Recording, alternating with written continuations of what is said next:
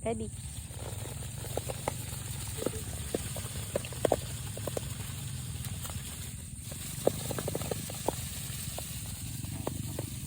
Hello guys. So nandito tayo sa ating mulberry farm and then may paparating na bagyo. Tapos medyo maputik yung farm ngayon, matubig. Bali kung iisipin natin hindi na kayang magpa-pick kasi maputik.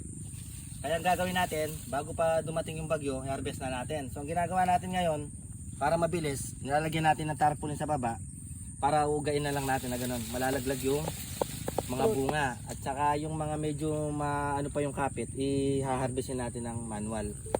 Kaya may lagay siya dyan para hindi nalalaglag yung mga bunga sa lupa.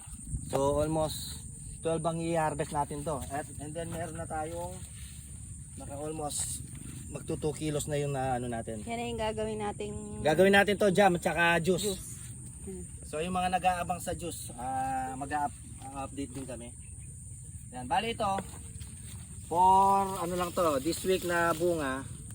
And then meron pa dito sa kabila. Ayan, yung kabila mas marami pa rin yan.